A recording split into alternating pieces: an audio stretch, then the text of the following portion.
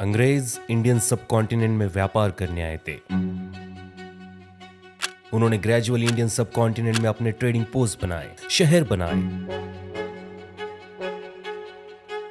Local rulers के बीच के conflicts का इस्तेमाल कर उन्होंने सब कॉन्टिनेंट के सूबाओं को हासिल किया और देखते ही देखते वो इंडियन सब कॉन्टिनेंट के रूलर्स बन गए। उन्होंने हमारे रिसोर्सेज को चूसा, हमारे लोगों को मारा, हमारे देश के कई टुकड़े कर दिए और उससे उबरने के लिए हमें कई साल लग गए। लेकिन अगर मैं आपको बताऊं, शायद ये ना होता अगर रॉबर्ट क्लाइव नाम का व्यक्ति एग्जिस्ट नहीं करता। तो क्या आप यकीन करेंगे? कौन था रॉबर्ट क्लाइव और उसने ऐसा क्या किया कि ईस्ट इंडिया कंपनी जैसे एक छोटे से व्यापारी कंपनी ने उसके मदद से दुनिया की सबसे समृद्ध मुगल सल्तनत को अपने कब्जे में कर लिया? उसने ऐसा क्या किया कि मुगल सल्तनत के बादशाह को उसके सामने झुकना पड़ा और एक फरमान जारी करना पड़ा, एक ऐसा फरमान जिसने हमारे हिंदुस्तान का भविष्य हमेशा हमेशा के लिए बदल के रख दिया? उसने ऐसा क्या किया कि हमारा हिंदुस्तान सैकड़ों सालों तक अंग्रेजों के चंगुल में फंस गया?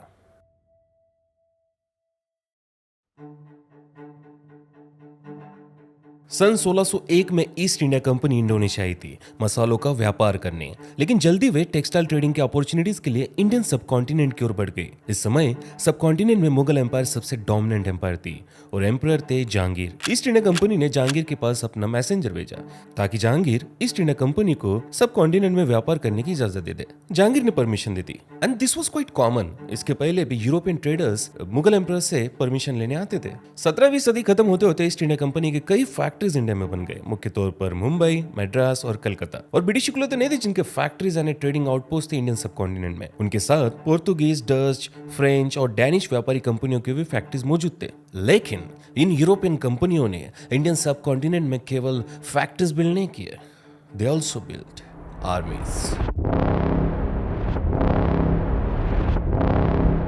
और इन प्राइवेट आर्मीज का इस्तेमाल वो एक दूसरे से लड़ने के लिए करते थे, स्पेशली ब्रिटिश और French.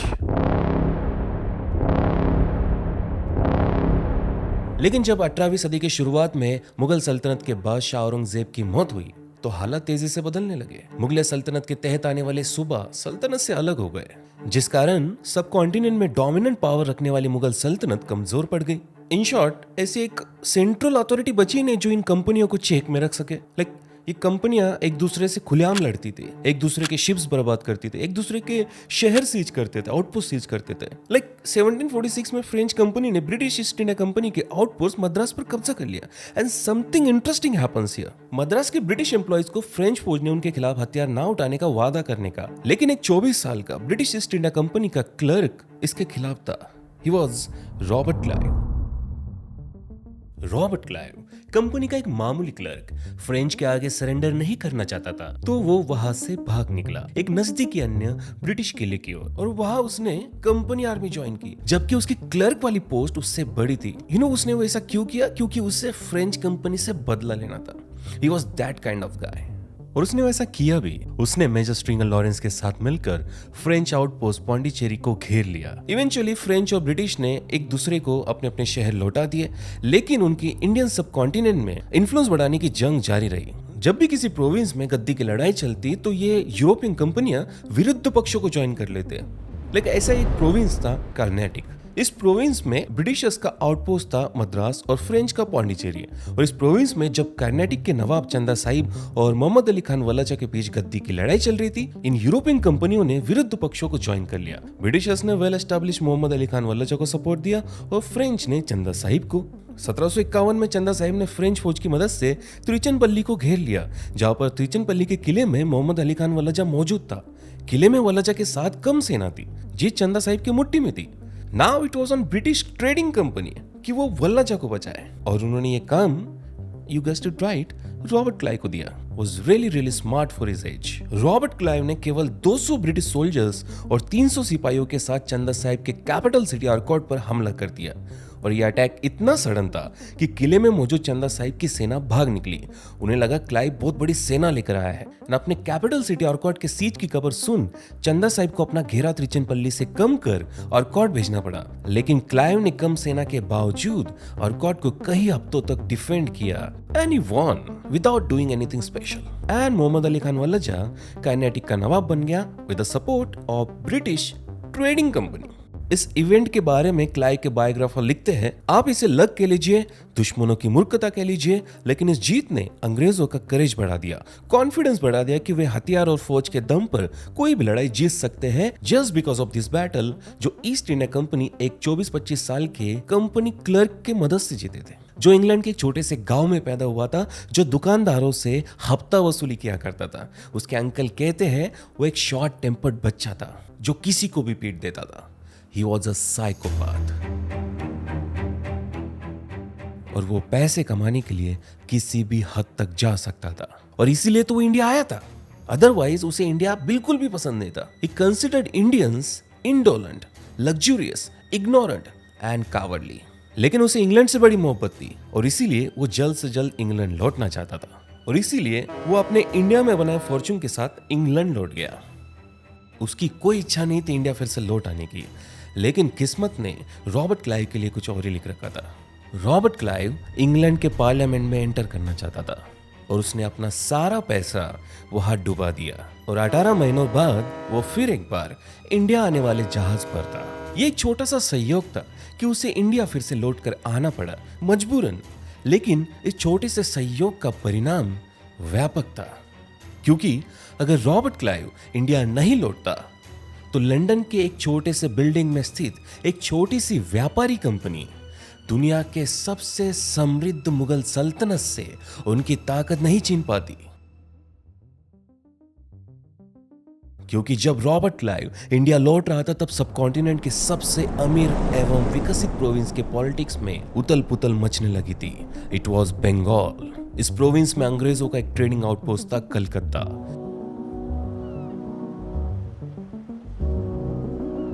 Calcutta East India Company के लिए बेहद इंपॉर्टेंट था। उनका 60% टेक्सटाइल एक्सपोर्ट यही से होता था। इस कारण कलकत्ता की सुरक्षा करना जरूरी था। ब्रिटिशर्स अपने पोर्ट विलियम पोर्ट की मरम्मत करना चाहते थे, लेकिन उन्होंने मरम्मत करने से पहले बंगाल के नवाब अलीवर्दी खान की परमिशन नहीं ली। ये खबर सुन मुर्शिदाबाद में बैठे अलीवर्दी खान गुस्सा हो गए, क्योंकि कलकत्ता उनके प्रोविंस में आता था। उन्होंने अपने मैसेंजर नारायण सिंह को अंग्रेजों के पास भेज दिया मरम्मत रुकवाने का फरमान भेजकर। लेकिन नारायण सिंह वापस आता इसके पहले 9 अप्रैल 1756 को अलीवर्दी खान की मौत हो गई और तुरंत अलीवर्दी खान के बेटी का लड़का सिराज उद दौला बंगाल का नवाब बन गया। And let me tell you one thing about Siraj Ud Daulah.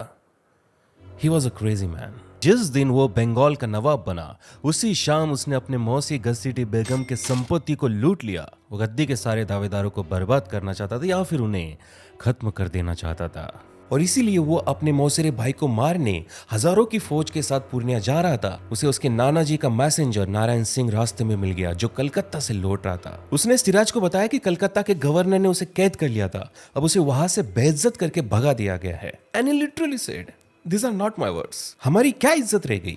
ये चंद व्यापारी जिन्हें अपनी भी धोनी नहीं आती, वो एक नवाब के फरमान की ऐसी मजम्मत करे। यह अल्फाज सुन सिराज उद दौला गुस्सा हो गया और उसने 70,000 वाली विशाल मुगलिया फौज के साथ ब्रिटिशर्स के सबसे मुख्य आउटपोस्ट कलकत्ता पर कब्जा कर लिया। शाम तक उसने आधे कलकत्ता शहर को बर्बाद कर दिया, पोर्ट विलियम को बर्बाद कर दिया और उसने तुरंत कलकत्ता का नाम बदलकर अलीनगर रख दिया और पोर्ट का कीपर उसने अपने हिंदू साथी राजा मानिकचंद को अपॉइंट किया। लेकिन यहाँ तक ठीक था, उसने ऐसे घटना को अंजाम दिया जो किसी का भी दिल दहला सकता है। उसने सारे सरेंडर्ड सर्वाइवर्स को कलकत्ता के एक पनिशमेंट सेल में ठूस दिया जिसका नाम था ब्लैक होल।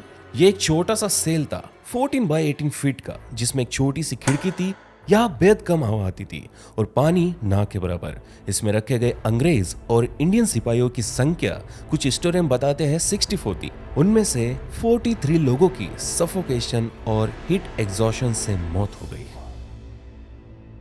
इस इवेंट ने अंग्रेजों के मन में आक्रोश भर दिया। जी, वह इसलिए गुस्सा थे कि उनके लोग बेरहमी से मारे गए, कंपनी अथॉरिटीज को जिल्लत सहनी पड़ी, उन्हें खौफनाक तरीके से ट्रॉमेटाइज किया गया। लेकिन ईस्ट इंडिया कंपनी को इससे ज्यादा दुख उन्हें बिजनेस में पहुंचे घाटे से थी। ईस्ट इंडिया कंपनी के शेयर प्राइसेस गिरने लग गए थे।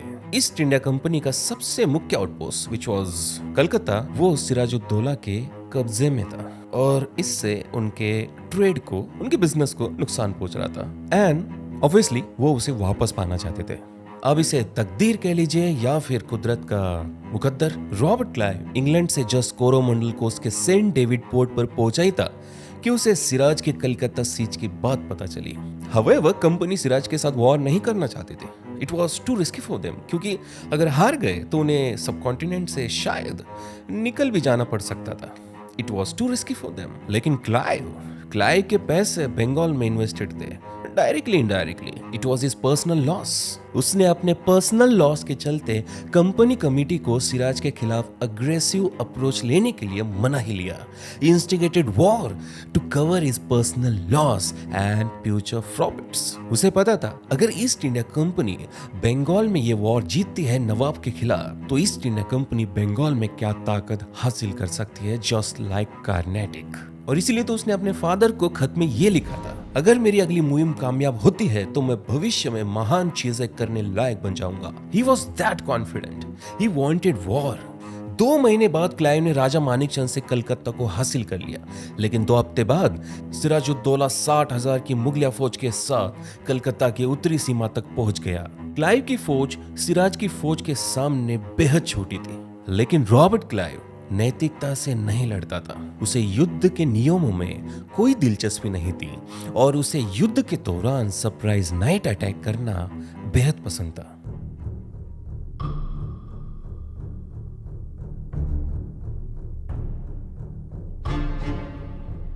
5 फरवरी 1757 सर्दियों की सुबह के तीख फॉग के सहारे क्लाइव ने कंपनी के सेलर, सोल्जर्स और सिपाहियों को हेवी गन्स और आर्टिलरी के साथ उगली नदी से आगे की ओर भेज दिया।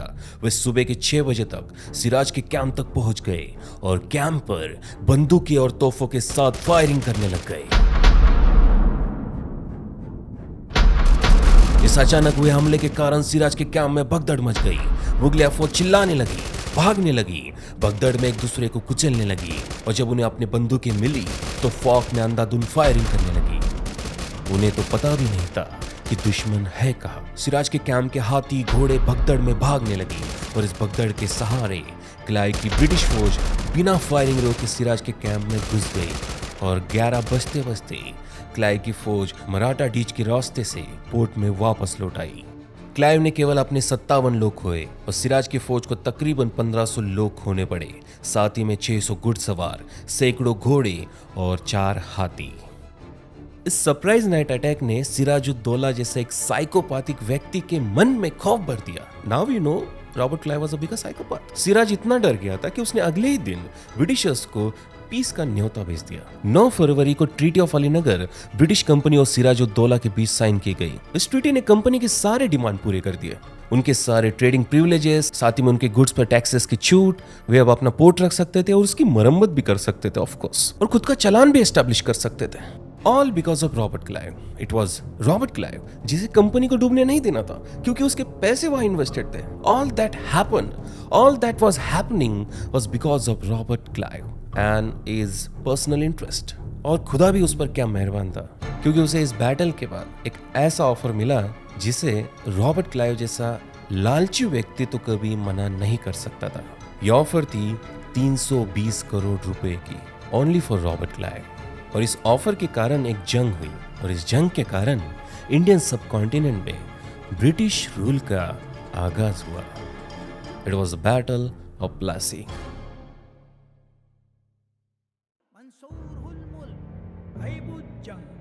बंगाल, बिहार और उड़ीसा के नवाब मिर्जा मोहम्मद सिराज उद दौला तशरीफ ला रहे हैं।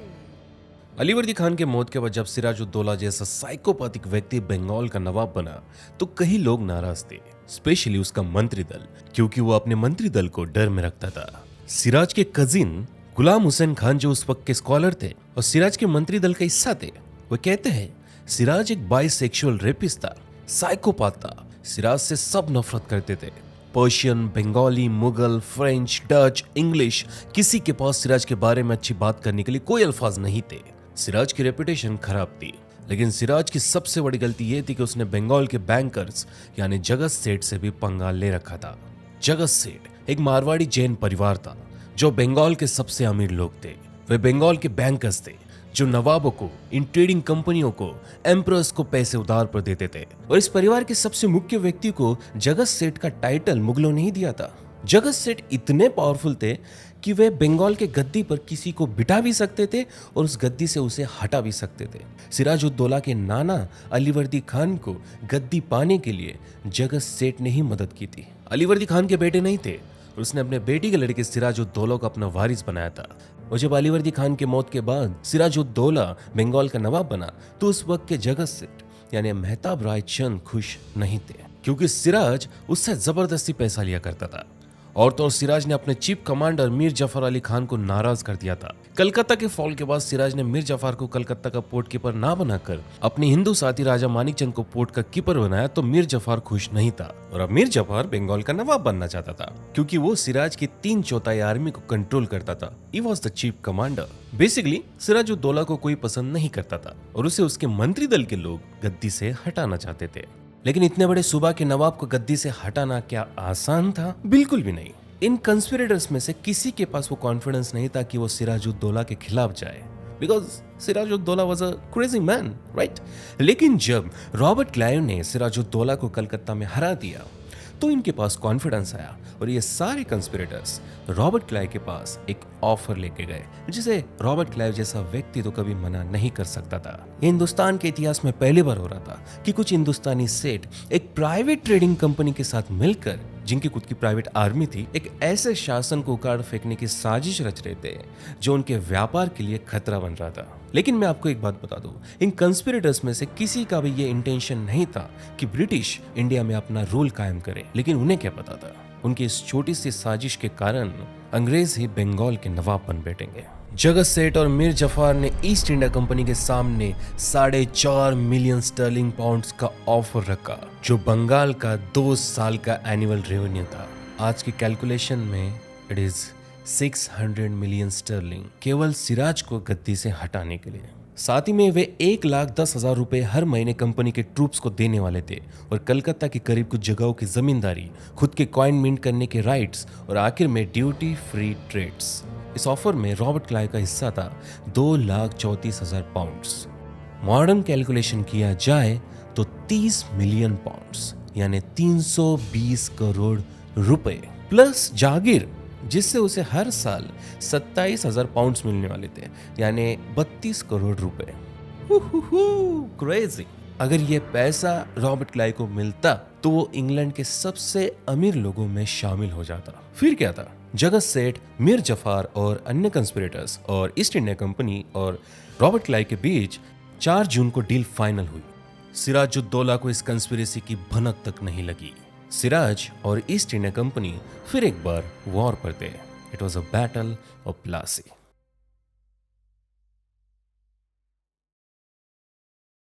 सिराज उद दौला ने अपने विशाल फौज को उगली नदी के किनारे एक गांव पलाशी में मूव कर दिया था। ब्रिटिशर्स के खिलाफ फ्रेंच कंपनी भी उसके साथ थी। 23 जून 1757 को रात के 1 बजे रॉबर्ट क्लाइव की फौज पलाशी के ग्रामीण इलाके के पास पहुंची। वहां नवाब का एक शिकार गृह था, ईंटों से बना हुआ हंटिंग लॉज, जिसमें रॉबर्ट क्लाइव ने बारिश से बचने के लिए शरण ली और उनकी नॉट सो लकी आर्मी ने आम के बागान के नीचे शरण ले ली। क्लाइव की फौज को एक मिट्टी की दीवार और एक पानी से भरा हुआ गड्ढा प्रोटेक्ट कर रहा था। सिराज की फौज में 60,000 लोग थे और क्लाइव की फौज में केवल 3,000। एनीवन मे थिंक कि सिराज उद दौला की इतनी बड़ी मुगलियाई फौज के सामने क्लाइव कैसे जीत सकता है? Then let me tell you, Siraj ud Daula की 3/4 फौज मीर जफर के कमांड में थी और Mir Jafar being one of the conspirators against Siraj ud Daulah Robert Clive से मिला हुआ था। सुबह होते ही फ्रेंच तोपची एवं सिराज के 1/4 फौज ने रॉबर्ट क्लाइव के छोटे से फौज की ओर बढ़ना शुरू किया, जिसे सिराज के लॉयल जनरल मीर मदान और मोहनलाल लीड कर रहे थे। क्लाइव ने अपने आर्मी को आम के बगानों से बाहर आने के आदेश दिए और वे मुगल आर्मी के राइट विंग की ओर बढ़ने लगे। अपने फौज और तोपों के साथ। लेकिन क्लाइव की आर्मी मीर जफर के सामने राइट साइड की ओर से एक्सपोज हो रही थी, लेकिन मीर जफर ने उन पर हमला नहीं किया। लगभग 8 बजे दोनों ओर से तोपें चली।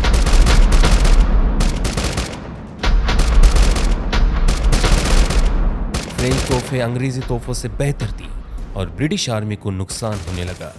क्लाइव के 30 सिपाही मारे गए। क्लाइव ने नुकसान होता हुआ देख अपनी आर्मी को पीछे हटने कह दिया। फ्रेंच और मुगल फायर करते रहे, लेकिन मिट्टी की दीवार और आम के जाड़े बगानों ने उन्हें तोप के गोलों से बचाए रखा।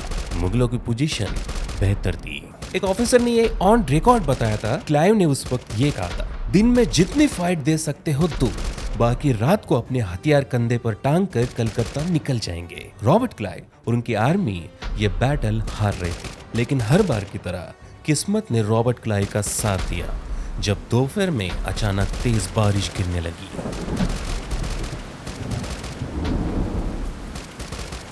रात तक बैटलफील्ड गीली हो गई, जमीन कीचड़ से भर गई। ब्रिटिश फौज ने इस बारिश से अपने गोला बारूद टरपोलिन पहनाकर बचा लिया, लेकिन मुगलों ने वैसा नहीं किया और ये गलती उन पर भारी पड़ गई। बारिश शुरू होने के केवल 10 मिनट बाद ही मुगलों के गन शांत पड़ गए, क्योंकि उनके गन और तोहफे बारिश में भीगकर चलना बंद हो गए थे।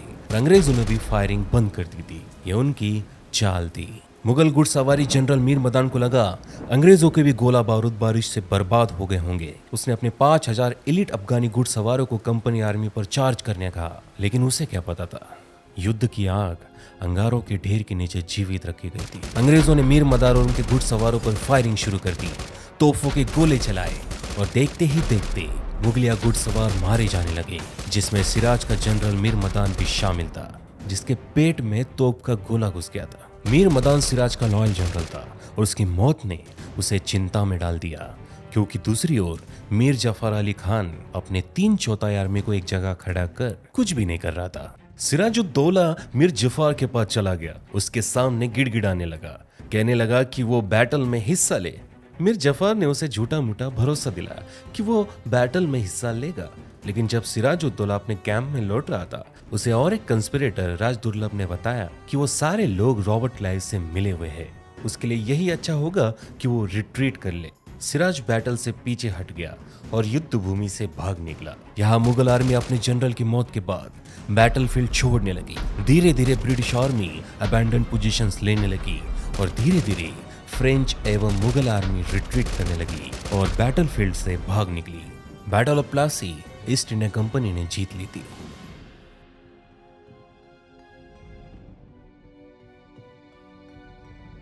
इस बैटल में हजारों लोग मारे गए। बढ़ू केस, मीर जफर को गद्दी मिल गई, जगत सेठ को सिराज उद दौला से छुटकारा मिल गया जब कंपनी ने उसे ढूंढ कर मार दिया, और रॉबर्ट क्लाइव को उसके करोड़ों रुपए मिल गए। पता है, जब रॉबर्ट क्लाइव अपने करोड़ों रुपए के बाउंटी के साथ भागीरथी के प्रवाह के साथ मद्रास जा रहा था, उसने अपने पिता को खत में क्या लिखा? मैंने ऐसे रिवॉल्यूशन को अंजाम दिया है जो इतिहास में किसी ने ना की थी। ही मेंट एक बैटल से एक इंडिविजुअल व्यक्ति ने कितने ही पैसे कमा लिए होंगे, 320 करोड़ रुपए तो नहीं कमाए होंगे। He did that and he was proud of that। Plassey की लड़ाई के बाद पूरे इंडिया में बैलेंस ऑफ पावर शिफ्ट हो चुका था। British East India Company Bengal की डोमिनेंट मिलिट्री फोर्स एवं पॉलिटिकल फोर्स बन चुकी थी। उन्हें प्लासी की लड़ाई के बाद मालूम पड़ गया कि अगर वे अपनी सेना थोड़ी सी बढ़ाते हैं तो वे इंडियन सब कॉन्टिनेंट के किसी भी सूबा को हासिल कर सकते हैं, वहां वे खुद रूल कर सकते हैं, या फिर मीर जफर जैसा पपेट नवाब बिठा सकते हैं जो कंपनी की सुनता हो। और यही बात रॉबर्ट क्लाइव इंग्लैंड लौटने से पहले कंपनी कमेटी को बार बार खत लिखकर कहता था, मैं कंपनी को पूरा इंडियन सब कॉन्टिनेंट दिला सकता हूँ। These are real letters. Bengal को पाकर उसका मन नहीं भरा था। 1760 को जब रॉबर्ट क्लाइव इंग्लैंड लौटा तो वो इंग्लैंड के सबसे अमीर लोगों में शामिल हो चुका था। उसने इंग्लैंड में कई जगह प्रॉपर्टीज खरीदी which are still there. England के पार्लियामेंट में सीट हासिल कर ली। वो इतना अमीर था कि उसकी बिल्ली के गले में 3.5 करोड़ का नेकलेस था। 3.5 करोड़ का। रॉबर्ट क्लाइव केवल 35 साल का था, लेकिन क्या ऐसे लोगों का मन भरता है? वो फिर एक बार आखिरी बार इंडिया लौटा, क्योंकि वो इंग्लैंड में बोर हो चुका था और इंडिया में पैसे बनाने की अपॉर्चुनिटीज थी। लेकिन इस बार वो किसी नवाब को नहीं हराता, किसी मुगलिया बादशाह को नहीं हराता, लेकिन उस मुगलिया बादशाह से वो एक ऐसे फरमान पर दस्तखत करवाता है जिससे न केवल ईस्ट इंडिया कंपनी मुगलिया सल्तनत को हासिल कर लेती है, बल्कि वे पूरे इंडियन सब कॉन्टिनेंट के सर्वोच्च सत्ताधारी बन जाते हैं।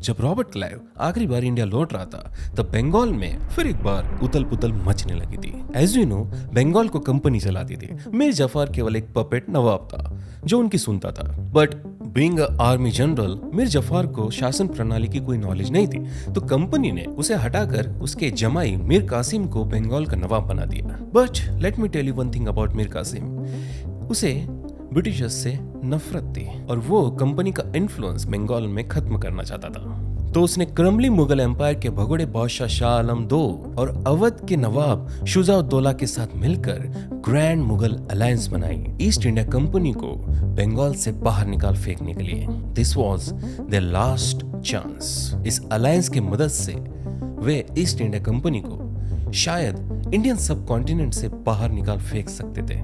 ये डिसाइसिव बैटल बक्सर में हुई। ग्रेट मुगल अलायंस की फौज की संख्या 1.5 लाख थी और अंग्रेजों की फौज की संख्या केवल 7,000। फिर भी अंग्रेज ये बैटल जीत गए। एक चीज मानने में कोई बुराई नहीं कि अंग्रेज वेल ट्रेंड थे, वे डिसिप्लिन से लड़ते थे, अनलाइक मुगलिया फौज जो बैटलफील्ड से भाग जाती थी। अंग्रेजों की 3 ग्रेट आर्मीज एक साथ आए थे कंपनी को हराने के लिए, उन्हें इंडिया से बाहर फेंक निकालने के लिए। अगर वे जीत जाते तो कंपनी अंग्रेज हिंदुस्तान पर राज नहीं कर पाते, लेकिन वे हार गए और अब कंपनी इकलौती इंडिया में डोमिनेंट मिलिट्री फोर्स थी। वही कंपनी जो कभी इंडिया में मसालों का व्यापार करने आई थी।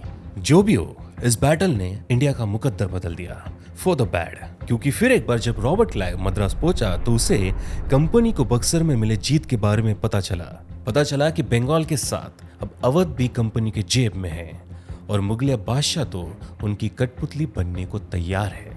रॉबर्ट क्लाइव चालाक लोमड़ी, उसे पता था कि इस पॉजिटिव न्यूज का असर कंपनी के शेयर्स पर पड़ेगा। उसने तुरंत सीक्रेटली अपने इंग्लैंड में स्थित एजेंट को खत लिखकर कहा, मेरी सारी संपत्ति गिरवी रखकर ईस्ट इंडिया कंपनी के जितने हो सके उतने शेयर्स जल्द से जल्द खरीद लो। क्यों? क्योंकि वो मुगल बादशाह शाह आलम से एक फरमान पर दस्तखत करवाने वाला था, एक ऐसे फरमान पर जिसने हिंदुस्तान का भविष्य बदल के रख दिया। हमारा जो आज वर्तमान है उस एक कागज ने डिसाइड किया था। रॉबर्ट क्लाइव ने अपनी कंपनी डायरेक्टर्स को भी खत लिखा जिसमें वो कहता है, मीर जफर मर चुका है, शुजा उद दौला और उसका सूबा हमारे कब्जे में है। ये कहने में कोई दो राय नहीं कि पूरा मुगल सल्तनत हमारे मुट्ठी में है। क्या ये कहने में हमें कोई शंका होनी चाहिए कि एक बड़ी यूरोपियन सेना हमें इस देश में सुप्रीम पावर दिला सकती है। हमें खुद नवाब बनना चाहिए, नाम से नहीं परंतु खुलकर। हमें आगे बढ़ना चाहिए क्योंकि पीछे हटना असंभव है। अगर कंपनी का लक्ष्य है संपत्ति बनाना तो यही एक तरीका है, इकलौता तरीका। हमें उन पर कब्जा करना होगा। क्या था इस फरमान में? रॉबर्ट क्लाइव सबसे पहले अवध जाकर शुजा उद दौला को मिला। रॉबर्ट क्लाइव ने शुजा उद दौला को नवाब बनने की permission they the and Shuja ud Daula मान गया कि वो बक्सर में हार चुका था। शुजा को कंपनी ने अपना कठपुतलिया वाला नवाब बनाया ताकि कंपनी अवध के रिसोर्सेज चूस सके, जस्ट लाइक बंगाल, और हारा हुआ शुजा इससे खुश था। आगे रॉबर्ट क्लाइव हारे हुए मुगलिया बादशाह शाह आलम से मिलने गया। उसने शाह आलम को कहा, अगर तुम्हें कंपनी की प्रोटेक्शन चाहिए तो तुम्हें तुम्हारे अंडर आने वाले सूबा बंगाल, बिहार और उड़ीसा की दीवानी कंपनी को देनी होगी। ईस्ट इंडिया कंपनी इन समृद्ध सूबाओं को फाइनेंशियली कंट्रोल करना चाहती थी। अगर ऐसा होता तो ईस्ट इंडिया कंपनी 2 करोड़ लोगों से लगान वसूल कर सकती थी, जिसका सालाना हिसाब लगाया जाए तो 2 मिलियन से 3 मिलियन होता है। आज के तारीख में 3,500 करोड़। रॉबर्ट क्लाइव को पता था कि बंगाल का विशाल रेवेन्यू जो आज तक मुगलिया सल्तनत को जिंदा रखे है, वो ईस्ट इंडिया कंपनी को क्या महानतम ताकत हासिल करके दे सकती है, जैसे कभी मुगलों के पास थी। वो इस पैसों के बलबूते पर संपूर्ण इंडियन सब कॉन्टिनेंट पर फतेह कर सकते थे। और ईस्ट इंडिया कंपनी के शेयर होल्डर्स को और भी ज्यादा अमीर बना सकते थे, जिनमें रॉबर्ट क्लाइव भी शामिल था। 16 अगस्त 1765 को ट्रीटी ऑफ इलाहाबाद पर शाह आलम II ने दस्तखत कर दिए और इसके बदले कंपनी ने शाह आलम को सालाना 26 लाख की पेंशन दी। इस पेंटिंग को आप जरा गौर से देखिए, ये किसी इंग्लिश पेंटर ने पेंट किया, जहां Shah Alam II Robert Clive को दीवानी पेश कर रहे हैं। इस पेंटिंग की विचित्र बात यह है कि इसका पेंटर बेंजामिन वेस्ट कभी इंडिया आया नहीं था और उसने जो मस्जिद पीछे बनाई है वो सेंट पॉल के डोम से मेल खाती है। This painting is fake. I mean to say इतने बड़े स्केल की डील किसी महल में, किसी कासल में नहीं हुई थी, बल्कि रॉबर्ट क्लाइव के एक छोटे से टेंट के एक छोटे से डाइनिंग टेबल पर हुई थी। स्कॉलर गुलाम हुसैन खान कहते हैं, इतने बड़े पैमाने के सौदे का ना दिखावा किया गया, ना ही बहाना बनाया गया। इतने बड़े सौदे में कई बुद्धिमान राजदूत एवं नेगोशिएटर्स की मदद लेनी चाहिए थी। साथ ही में ईस्ट इंडिया कंपनी और इंग्लैंड के किंग की बातचीत होनी चाहिए थी, लेकिन ऐसा सौदा इतने कम वक्त में किया गया। इससे ज्यादा वक्त तो गधा बेचने के सौदे को लगता है। एक पेन के स्ट्रोक पर केवल 26 लाख जैसे रिलेटिवली मॉडेस्ट पेमेंट के चलते इस दीवानी ने ईस्ट इंडिया कंपनी को मुगल सल्तनत का बादशाह बना दिया। उन्हें इतना पैसा बना कर दिया कि उन्होंने अगले कुछ सालों में अपने आर्मी की संख्या बढ़ाई, जिसके मदद से उन्होंने अन्य सूबाओं को हासिल किया और देखते ही देखते वे हिंदुस्तान के रूलर्स बन गए। Just because east India company का एक मामूली क्लर्क कुछ पैसे बनाना चाहता था। कुछ सालों बाद रॉबर्ट क्लाइव इंग्लैंड लौट गया और उसने कंपनी में खरीदे गए शेयर से इतने पैसे कमाए कि हम प्रीटी मच श्योर कि उसकी पीढ़ियां आज तक वो पैसा खाती होगी। नो डाउट ब्रिटिश रूल के लिए केवल रॉबर्ट क्लाइव जिम्मेदार नहीं था। कई लोगों ने ऐसी घटनाओं को डायरेक्टली इनडायरेक्टली अंजाम दिया, जिस कारण ईस्ट इंडिया कंपनी और ब्रिटिश क्राउन इंडिया में अपना रूल कायम कर सकी। लेकिन इस सीरीज ऑफ इवेंट्स की शुरुआत इंग्लैंड में पैदा हुए एक लालची व्यक्ति के, साइकोपैथिक व्यक्ति के साइकोपैथिक दिमाग की उपज थी।